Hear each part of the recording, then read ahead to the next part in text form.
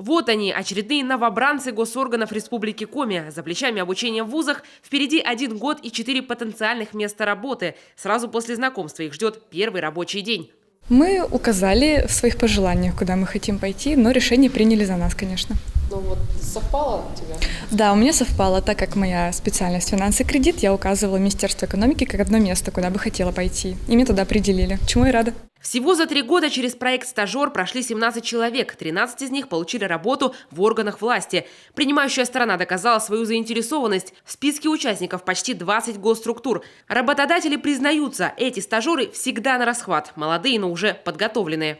Набирая новое поколение, мы задаемся целью планку все больше и больше поднимать. Уважаемые коллеги, конечно, хотелось бы, чтобы с каждым, может быть, приходом мы привносили в органы государственной власти некий институт, который бы соответствовал сегодняшней действительности, сегодняшним изменениям геополитики, экономики, потребностей населения. Юлия Векшина закончила Сыктывкарский университет в 2015-м, а через год стала участницей проекта «Стажер».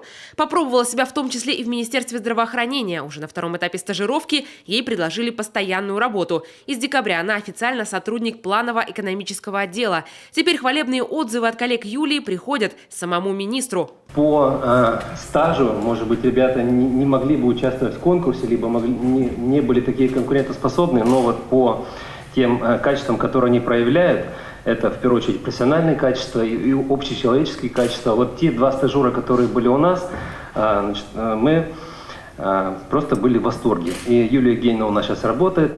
Работа экономиста, расчеты, очень много интересных проектов, по результатам которых ты себя чувствуешь очень хорошо, хотя в процессе ты думаешь, что ты ничего не можешь, особенно пока ты стажер, кажется, что все сложно и как вообще меня взяли, но по результатам понимаешь, что это того стоило, это просто наслаждение своей работой. Кураторы и координаторы конкурса отмечают, борьба за место в проекте не шуточная, а потому ребятам пришлось пройти сложные испытания. Конкурсная процедура проекта направлена на выявление уровня общих базовых требований, необходимых для работы в любом государственном органе Республики Коми. Это тестирование на знание государственного устройства, русского языка и делового письма, оценка навыков работы с программами Microsoft Office, а также психологическое тестирование, направленное на выявление профессионально важных качеств. Конкурс призван не только обновить кадры, но и развеять стереотип о том, что госслужба – структура закрытая.